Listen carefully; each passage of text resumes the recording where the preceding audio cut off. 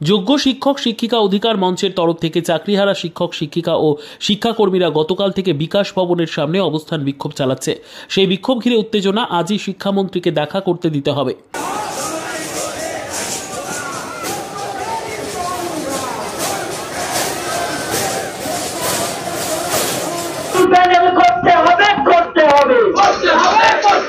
নতুন পরীক্ষা মানছি না, মানব না।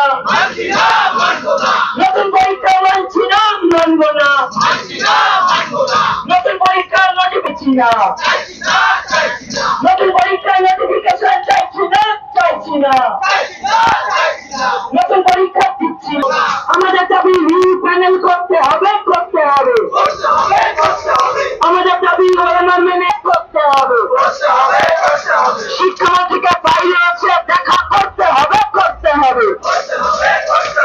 মুখ্যমন্ত্রীকে রাস্তায় এসে দেখা করতে হবে, করতে হবে। খারাপ আমরা, খারাপ আমরা, খারাপ দুর্নীতির তালিকায় নাম নাই।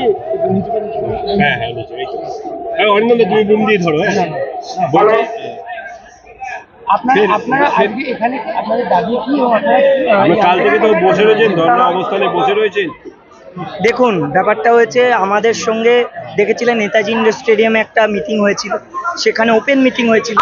মুখ্যমন্ত্রী নিজে জানিয়েছিলেন যে সেখানে আমাদের একটা কমিটি হবে বা যাই হোক আমাদের প্রতিনিধি দল থাকবে, তারা সরকারের সঙ্গে বা দপ্তরের সাথে অনবরত একটা মিটিং করবেন, আলোচনা করবেন।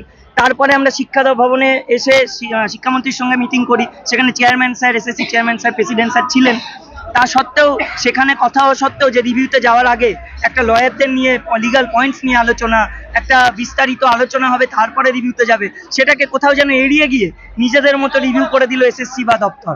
এবং আমরা জানতামই না, আমরা হঠাৎ করে দেখলাম রাতের বেলা একটা জাস্ট নোটিফিকেশন এলো, একটা স্টেটাস রিপোর্ট, সেখানে দেখছি 9:58 সময় সেই রিভিউটা করা হয়ে গেছে। তাহলে আমাদের সঙ্গে এরকম কেন অন্ধকারে রেখে সবকিছু করা হলো? আমাদের দাবি, যারা দুর্নীতি করেছে, দুর্নীতির সাথে যুক্ত, তাদের দোষের জন্য আজকে আমরা রাস্তায়, আমাদের চাকরিটা চলে গেছে। তাহলে এটা তাদের দায়িত্ব, কিভাবে কোন পদ্ধতিতে আমাদের চাকরি ফিরে দেবে আমরা জানি না, আমাদের চাকরি ফিরে দিতে হবে।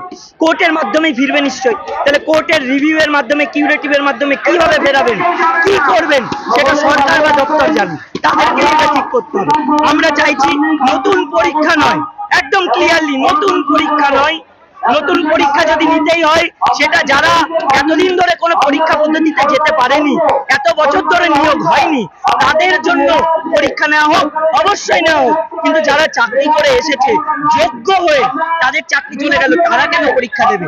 তাদেরকে এই চাকরিতেই সপদে, সবেতনে, সসম্মানে পুনর্বহাল করা হোক এবং এই দায়িত্ব পুরোটাই দপ্তরকে নিতে হবে।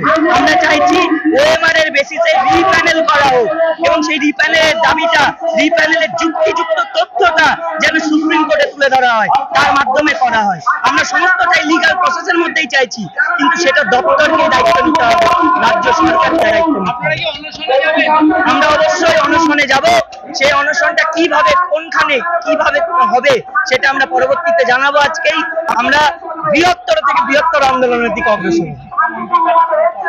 আমরা শিক্ষামন্ত্রী এবং মুখ্যমন্ত্রীর কাছে দাবি জানাচ্ছি যে আপনারা তো অনেকবার আমাদের সঙ্গে মিটিং মিছিল করেছেন, আমরা বিকাশ ভবনেও মিটিং করেছি, আদার্স জায়গাতেও নেতাজি ইন্ডোরেও মিটিং হয়েছে, কিন্তু দেখুন কোনো সদুত্তর এখনো পাইনি। আমরা যেটা আপনারা কথা দিয়েছিলেন সেটাও করেননি।